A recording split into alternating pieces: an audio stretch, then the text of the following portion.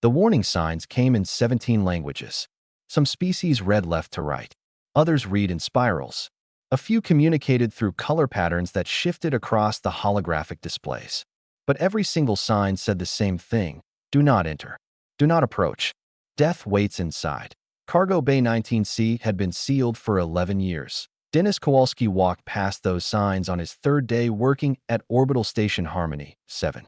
He was pushing a cleaning cart loaded with mops, chemicals, and a battered metal lunch container that had belonged to his late wife. He stopped, looked at the signs, then looked at the corridor leading to the sealed door. Filthy. Absolutely filthy. 11 years of dust had piled up in thick gray layers. Ventilation grates were clogged with debris. Light panels flickered because no one had cleaned them. The walls had a greasy film that came from years of recycled air settling on neglected surfaces. Dennis had been cleaning stations and ships for 28 years. He had seen messes that would make most people sick. He had scrubbed blood off mining equipment after accidents. He had sanitized medical bays during outbreaks. But he had never seen a corridor this neglected on a working station. That IT bothered him deeply. He finished his shift that day, went back to his small quarters, and submitted a cleaning request through the station's maintenance system. The request was simple: permission to clean Corridor 19C, leading to the sealed cargo bay. The response came within an hour. Director Yenis, the Paloran station administrator, wanted to meet with him immediately. Dennis had never met a Paloran before. They were tall beings with pale blue skin and 4 arms. Their faces had no visible mouths, and they communicated through a combination of sign language and translator devices. Director Yenis sat behind a curved desk made of some material Dennis could not identify. Her 4 hands moved rapidly as she spoke through her translator. "You wish to clean near the incident zone," she said. It was not a question. "The corridor is a health hazard," Dennis replied. "Dust carries bacteria. Clogged vents reduce air quality. Someone could slip on that floor and break something." Director Yenis stared at him for a long moment. Among her people, places of death were abandoned forever. Entire cities had been left empty after plagues. The idea of voluntarily approaching such a place was difficult for her to understand. 7 researchers died in that cargo bay, she said. They entered to study an artifact recovered from a dead world. None of them survived. Their bodies showed no wounds, no illness, no explanation. They simply stopped living. Dennis nodded. "That sounds terrible, but I'm not asking to enter the cargo bay. I'm asking to clean the corridor outside it. The corridor is close to the death zone. The corridor is part of this station. People walk past it every day. They breathe the same recycled air. If that corridor stays dirty, the whole station suffers." Dennis folded his hands on his lap. "I've worked around dangerous areas before. Mining stations, research vessels. I know how to be careful." Director Yenis consulted with 2 other administrators through her communication device. The conversation took several minutes. Finally, she turned back to Dennis. "You may clean the corridor. You may not approach the cargo bay door. You may not touch the door. You may not attempt to enter. Is this understood?" "Understood." Dennis started the next morning. He arrived at the corridor with his full cleaning kit and began working from the far end, moving slowly toward the sealed door. Other station residents gathered at the corridor entrance to watch. Word had spread about the human who wanted to clean near the cursed room. A young Kreth researcher named Tillich stood at the front of the crowd. The Kreth were small beings with large eyes and delicate hands, known throughout the galaxy for their scientific curiosity. Tillich held a recording device and documented everything Dennis did. "This is unprecedented behavior," Tillich narrated quietly. "The human shows no fear response. His heart rate appears normal. He is cleaning the walls with the same attention he would give any other corridor. This is either remarkable courage or remarkable foolishness. Perhaps both." Dennis ignored the audience. He scrubbed the walls, cleared the vents, and polished the light panels until they shone. The corridor began to look respectable again. He worked for 6 hours, taking 1 break to eat his lunch from the battered metal container. By the end of his shift, he had cleaned about halfway to the sealed door. The difference was dramatic. The clean section looked like it belonged on a functioning station. The remaining section looked like an abandoned ruin. Dennis packed up his equipment and prepared to leave. But something caught his eye. The cargo bay door at the end of the corridor had a mechanical lock. Old technology, probably original to the station's construction. And that lock was rusted. The rust had spread to the door frame. A small gap was visible where the seal had pulled away from the wall. The door was not airtight. Whatever was inside that room had been leaking into the station for 11 years. Dennis stared at that gap for a long moment. Then he finished packing his cart and walked away that he had some thinking to do. Nobody wanted to hear about a rusted door. Dennis reported his finding to the maintenance department. The supervisor, a four-armed Gorvian with scales the color of old copper, listened politely and then explained that no maintenance worker would go within 50 meters of Cargo Bay 19C. Not for any amount of overtime pay. Not for any reason. Dennis went to station security next. The security chief, a massive being from a species Dennis could not pronounce, had the same response. Her officers would maintain the perimeter around the incident zone, but they would not approach the door to inspect a rust problem. Finally, Dennis submitted a formal report to Director Yenis. He included photographs of the compromised seal. He explained that the gap in the door meant air was flowing between the cargo bay and the rest of the station. Whatever had killed those 7 researchers 11 years ago, the entire station had been breathing it ever since. The director's response arrived the next morning. The message thanked Dennis for his concern and instructed him to continue avoiding the cargo bay area. The compromised seal would be noted in station records. No further action would be taken. Dennis sat in his small quarters and read that message 3 times. He thought about the gap in the door. He thought about the recycled air system that connected every room on the station. He thought about 12,000 beings going about their lives, breathing air that had been flowing out of a room where 7 people had died for no explainable reason. Then he thought about his wife. She had died 4 years ago from a lung condition that the doctors could not explain. They had lived on 3 different stations during their marriage. How many of those stations had sealed rooms with compromised doors? How many hidden dangers had she breathed in over the years? Dennis could not go back in time. He could not save his wife, but he could find out what was behind that door. The next day, he finished cleaning the corridor. Every centimeter of wall, floor, and ceiling was spotless. The gathered observers had grown in number. Tillich the Kreth researcher had been joined by colleagues from 4 other species, all studying the strange human behavior. Dennis stood at the end of the corridor, looking at the cargo bay door. The rusted lock, the gap in the seal, the warning signs pulsing their endless message of danger. He went back to his quarters and prepared. The following morning, Dennis arrived at the corridor wearing his basic hazmat suit. It was standard equipment for cleaning chemical spills, nothing fancy. He carried his cleaning cart with one hand. His other hand held his wife's lunch container, packed with a sandwich, an apple, and a small bottle of water. "What is he doing?" someone asked from the watching crowd. "He appears to be approaching the door," Tillich replied, recording everything. Dennis reached the cargo bay door. He stood there for a moment, looking at the warning signs. Then he reached out and pushed. The rusted lock crumbled. The door swung open on hinges that had not moved in 11 years. Alarms began screaming throughout the station. Red lights flashed. Security drones rushed toward the corridor but stopped at the entrance, their programming preventing them from entering the death zone. Every screen on the station displayed an emergency message: Incident Zone Breach. Cargo Bay 19C door opened. All personnel maintained distance. Dennis stepped inside. The cargo bay was smaller than he expected. Dust covered every surface. Old equipment lined the walls, abandoned when the room was sealed. Emergency lights cast everything in a dim red glow. In the center of the room stood a small pedestal. On the pedestal sat a crystal about the size of Dennis's fist. It glowed with a soft, pulsing light that reminded him of a heartbeat. Dennis walked toward the crystal. With each step, the light pulsed faster. He felt pressure building in his head, like someone was trying to push thoughts directly into his brain. It was uncomfortable, but not painful. He had experienced worse headaches after long shifts in poorly ventilated areas. The pressure increased as he got closer. The crystal's light became almost blinding. Dennis felt images trying to form in his mind, sounds trying to make themselves heard. It was like standing next to a radio that was tuned between stations, all static and fragments.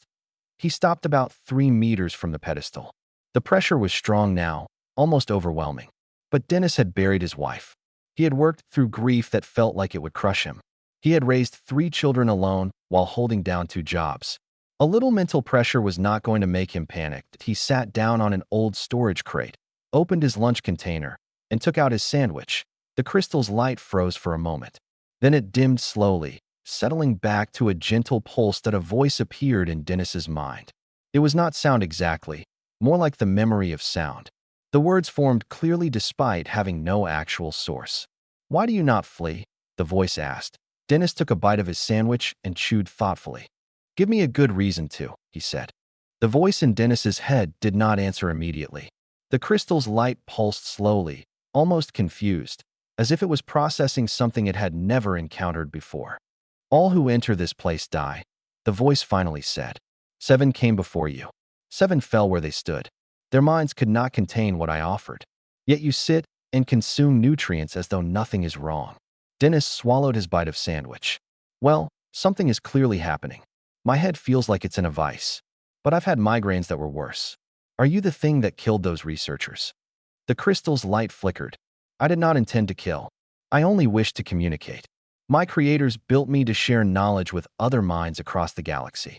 But the minds I have encountered cannot receive what I give. They break under the weight of it. So you're a radio that broadcasts too loud." There was a pause. The voice seemed to be searching for meaning in Dennis's words. An imprecise but functional comparison. It said, "My creators, the Wanderers, communicated through direct neural projection. We shared entire concepts, memories, and experiences in moments. When I attempt the same with other species, their neural pathways overload. They experience fear, then pain, then death." Dennis nodded slowly. He took another bite of his sandwich. The pressure in his head was still there, but it had not gotten worse. If anything, it seemed to be adapting to his presence. "So why am I not dead?" he asked.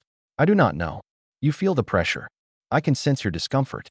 But you do not panic. Your fear response does not activate. When the others came, their fear created a feedback loop. The more I tried to communicate, the more afraid they became. The more afraid they became, the more their minds rejected my signal. The rejection caused damage. The damage caused more fear.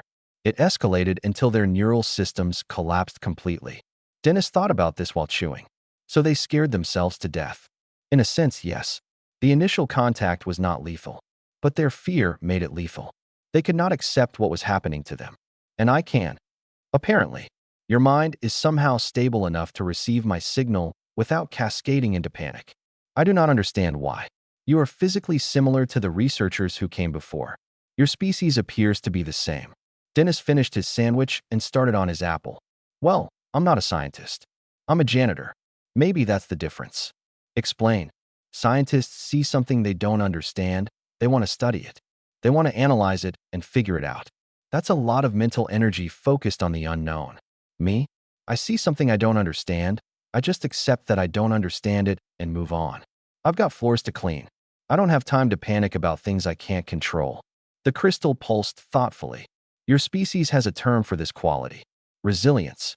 My wife used to call it being too stubborn to die." Dennis felt a small ache in his chest at the mention of her. She would have liked this. Talking to an ancient alien artifact. She always loved science fiction stories. "You have lost someone," the voice observed. "I can feel the echo of grief in your thoughts. It is old pain, worn smooth by time, but still present.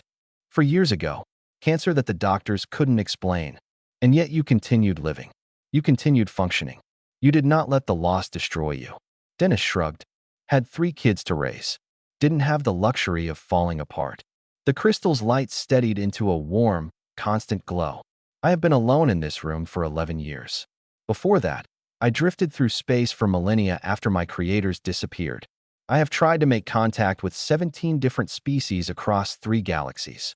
Every attempt ended in death. I began to believe that I was cursed, that my very existence brought only destruction. That sounds lonely.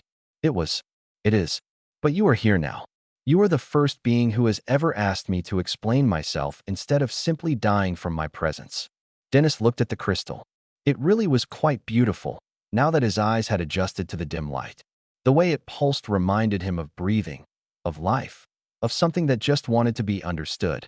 "I've got about 10 minutes left on my lunch break," he said. "Then I need to get back to work. But I can come back tomorrow if you want to keep talking." "You would return?" "Voluntarily. Sure. This room is quiet. Good place to eat lunch." He stood up and gathered his container. "Besides, You're the first person on this station who hasn't looked at me like I'm crazy for wanting to clean that corridor. I appreciate that. I am not a person. Close enough. Dennis walked toward the door. Same time tomorrow?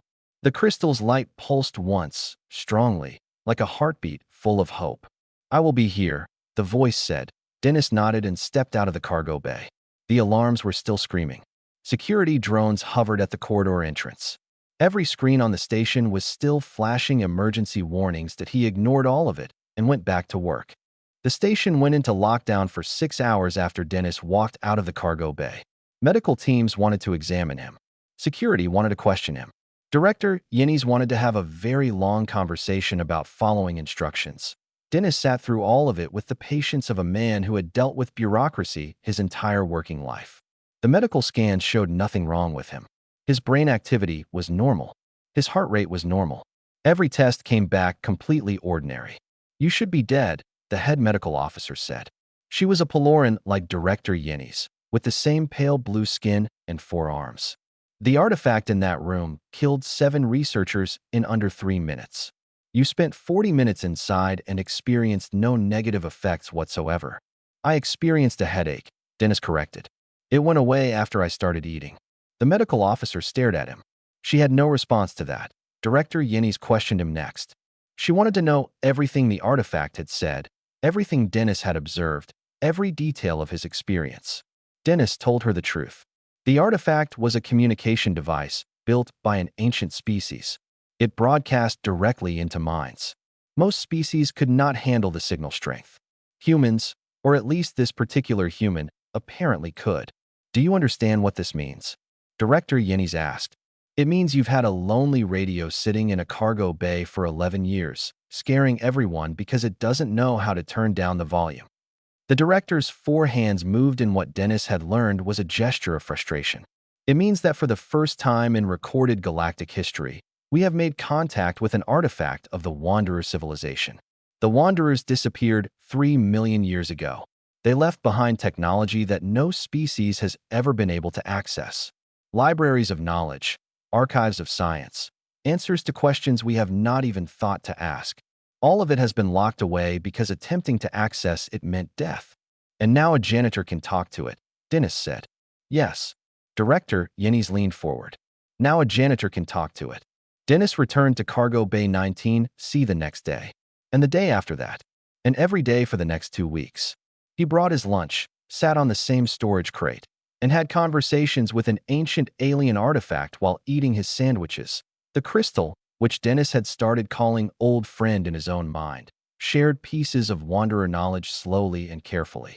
It had learned from Dennis that overwhelming a human mind was still possible if it tried to share too much too fast. So it adapted. It showed Dennis small things. A mathematical formula here, a star map there, a fragment of Wanderer philosophy that translated roughly to existence is connection, and connection is meaning. Tillich the Kreth researcher documented everything from outside the door. The station had set up monitoring equipment in the corridor, recording every session. Scientists from 4 different species studied the data, trying to understand how a middle-aged human janitor was accomplishing what teams of trained researchers had died attempting. The answer, they eventually concluded, was disappointingly simple. Dennis did not panic. Human brains, it turned out, had an unusual feature. When faced with overwhelming stimuli, some humans could simply refuse to be overwhelmed. They could acknowledge the threat, accept its presence, and continue functioning despite it. This was not courage exactly. It was closer to stubbornness, a refusal to let the universe dictate their emotional state. Most species experienced fear as an uncontrollable response.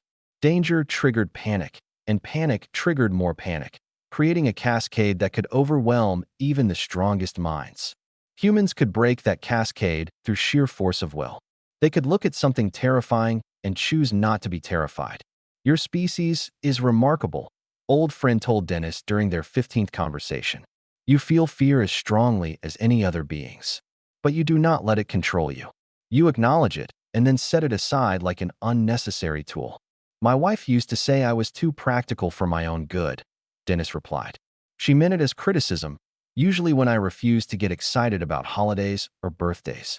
But I always figured, why waste energy on things you can't change? That philosophy has kept you alive in this room. That philosophy has kept me alive through a lot of things. Dennis bit into his apple. Mining accident on Kellier Station killed 4 guys working next to me. I kept my head, followed emergency procedures, got out through a maintenance hatch. Panic would have killed me just like it killed them. Do you believe other humans share this quality? Some do. Not everyone. My oldest daughter is calm as a frozen lake. My middle kid panics if her coffee order comes out wrong. And my son is somewhere in between. It's not a species thing. It's an individual thing. Some humans are built for crisis. Others aren't. Old friend pulsed thoughtfully. If we could identify which humans possess this quality, we could train them to access Wanderer technology throughout the galaxy. Archives that have been sealed for millions of years could finally be opened. Dennis finished his apple and put the core back in his container. That sounds like a lot more than a janitor's job description. It would change everything. For your species. For all species. Dennis thought about this while packing up his lunch. He thought about his wife, who had always believed that humans were meant for something greater than just surviving. He thought about his children, growing up in a galaxy full of mysteries that might never be solved. He thought about old age approaching, about wondering if his life had meant anything beyond clean floors and empty rooms. I'll make some calls, he said finally. I know some people who might be interested. Old friend's light pulsed warmly. Thank you, Dennis. Don't thank me yet. You haven't met my brother-in-law. He's stubborn enough to argue with a black hole. That sounds potentially useful. That sounds potentially dangerous. But yeah, probably useful too. Word spread faster than anyone expected. Within 3 weeks, every major news service in the galaxy was reporting on the human janitor who had walked into a death room and made friends with the thing inside. Within 2 months, delegations from 40 different species were requesting permission to visit orbital station Harmony. 7. Dennis continued eating his lunch with old friend every day.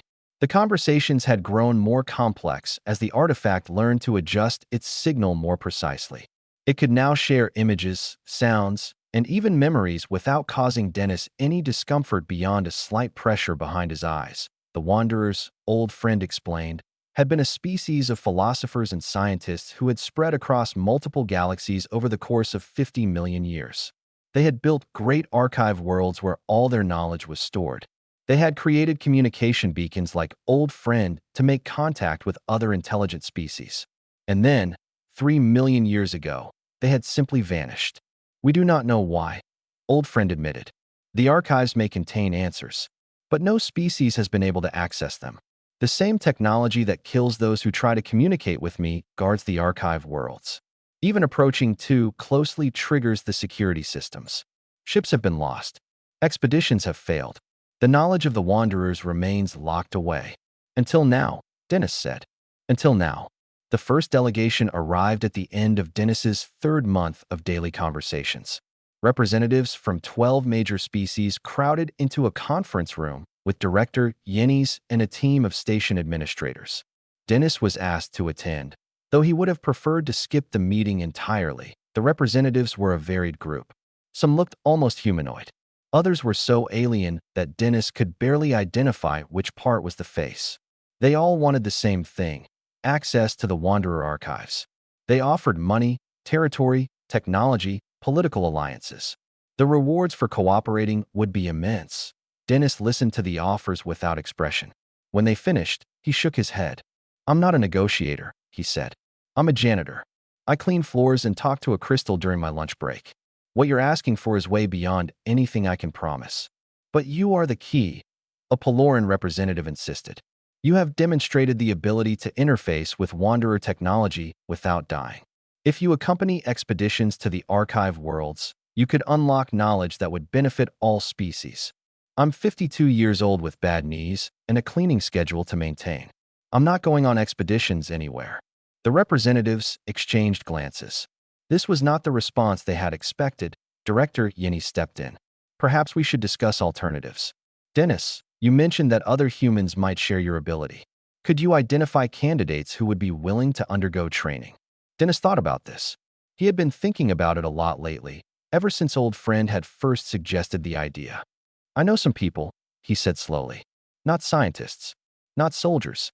Regular folks. Parents who raised kids through hard times. workers who survived dangerous jobs, people who've been through enough that a little mental pressure isn't going to make them panic. You wish to recruit janitors? The Kreth representative asked, his tone incredulous. Janitors, mechanics, miners, farmers. People who've lived real lives and learned to deal with whatever gets thrown at them. The researchers who died in that cargo bay were smart, I'm sure. But they didn't know how to handle something they couldn't analyze.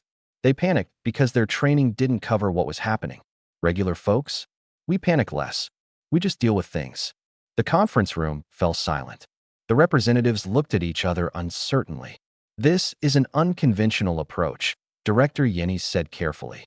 Everything about this situation is unconventional. A janitor made first contact with an ancient alien artifact because he wanted to clean a dirty hallway. Maybe unconventional is what you need.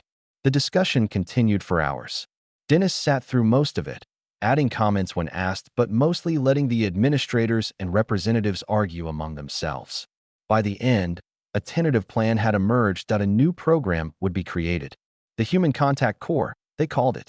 Volunteers would be selected based on psychological evaluations designed to identify individuals with high emotional resilience. These volunteers would be trained to interface with Wanderer technology under controlled conditions. Dennis would help design the selection criteria. He would be consulted on training methods, but he would not lead expeditions or become a public figure. He would remain exactly what he was, a janitor who ate lunch with an old friend. After the meeting ended, Dennis returned to Cargo Bay 19C for his evening conversation. Old friend's light pulsed gently as he entered. I heard the discussion, the artifact said. The monitoring equipment in this room broadcasts to the conference systems. So you know what's happening. I know, and I am grateful. The light pulsed warmer. For millions of years, I brought only death. Now, because of you, I may finally fulfill my purpose. I may finally share the knowledge my creators left behind. Dennis sat on his usual crate. He had not brought food this time. The evening visit was just to talk. Don't thank me yet, he said. Getting this program running is going to be harder than anyone thinks.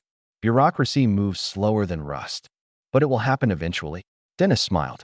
Yeah, eventually. Things always do, if you're stubborn enough to wait. 6 months after Dennis first walked into Cargo Bay 19C, the Human Contact Corps graduated its first class of 12 volunteers. They came from backgrounds that would have seemed laughable to the scientific community a year earlier. A retired firefighter from the Mars colonies. A grandmother who had raised 7 children during a 15-year drought on a farming world. A factory worker who had lost both legs in an industrial accident and learned to walk again through sheer determination. A hospice nurse who had held the hands of dying patients for 30 years. None of them had advanced degrees. None of them had scientific training beyond basic education. What they had was something far more valuable. The ability to face overwhelming situations without breaking. The training program had been designed with old friends' input. Dennis had served as the primary consultant, explaining in practical terms what it felt like to communicate with the artifact and how he managed to stay calm. The artifact itself had helped develop exercises to gradually increase the volunteer's tolerance for direct neural contact one by one. Each volunteer entered Cargo Bay 19C and made contact with old friend. One by one, they survived. Some had headaches afterward. A few reported disturbing dreams for several days. But none of them died. None of them even came close. It is working, old friend told Dennis during their daily lunch conversation. The artifact's light pulsed with something that seemed very close to joy. For the first time in my existence, I can communicate with beings who do not break under my touch. The grandmother you selected is particularly remarkable. She says speaking with me is less stressful than feeding a family of 9 during rationing years. Dennis smiled. He had recommended Patricia specifically because she reminded him of his own mother. Nothing fazed that woman. The first expedition to a Wanderer archive world launched 3 months later. The team included 2 Contact Corps members, a crew of scientists who would stay safely distant from the archive, and a collection of remote monitoring equipment. Dennis watched the departure from the station's observation deck. He had been invited to join the mission but had declined. His knees really were getting worse, and besides, someone needed to keep the station clean while everyone else was chasing ancient mysteries. The mission was a success. The archive world's security systems, designed to destroy any being who approached without the proper neural interface, recognized the contact core members as acceptable visitors. For the first time in 3 million years, the doors to Wanderer knowledge opened. The discoveries came flooding back to the galactic community. Medical advances that could extend life by centuries. Energy technologies that made fusion look primitive. Philosophical texts that redefined what it meant to be conscious. And most important of all, answers about why the Wanderers had disappeared. They had not died. They had transcended. Their physical forms had been shed like old clothing as they evolved into something beyond material existence. They had left their knowledge behind as a gift for any species wise enough to find it and strong enough to claim it. The galaxy changed. Humanity's position in it changed even more. They were no longer just the tough little species from the Deathworld. They were the bridges, the translators, the ones who could walk into forbidden places and come out carrying treasure. Dennis received more awards and commendations than he knew what to do with. He refused most of the ceremonies. He donated the prize money to programs that helped widows and orphans on frontier colonies. He turned down offers to write books, give speeches, or serve on advisory councils. What he did not refuse was the one thing he had actually wanted: a permanent assignment to Orbital Station Harmony 7, with a private cleaning schedule that included Cargo Bay 19C and all surrounding corridors. 1 year after his first conversation with old friend, Dennis sat on his usual storage crate and unwrapped his usual sandwich. The cargo bay had been cleaned and upgraded. New lights illuminated the space. The dust was gone. The old equipment had been replaced with comfortable seating for the steady stream of visitors who came to consult with the artifact, but the evening hours were still reserved for Dennis alone. "You could have been rich," old friend observed. "You could have been powerful. You could have become one of the most famous beings in the galaxy. Instead, you chose to remain a janitor." "I am a janitor," Dennis replied. "A good one. Why would I want to be anything else?" Most beings desire more than they have. Most beings don't know what they actually need. Dennis took a bite of his sandwich. "I've got a job that matters. I've got a quiet room where I can eat lunch. And I've got a friend who's willing to talk with me about things that no one else in the galaxy understands. What more could I want?" Old friend's light pulsed warmly. "You gave me something I had been searching for across millions of years and multiple galaxies." "What's that?" "Someone who stayed." Dennis nodded and continued eating. Outside the cargo bay, the station hummed with life. Scientists hurried to analyze new Wanderer discoveries. Diplomats negotiated over access rights and technology sharing. The galaxy buzzed with excitement about the future that humanity had unlocked. Inside the cargo bay, a janitor had lunch with his friend. That was enough. That was more than enough that a new sign had been mounted beside the cargo bay door. It read, "Human Contact Zone. Private hours, 12 to 1300 hours daily. No exceptions." Beneath it, someone had added a smaller sign in handwritten letters, "Knock first. He's probably eating."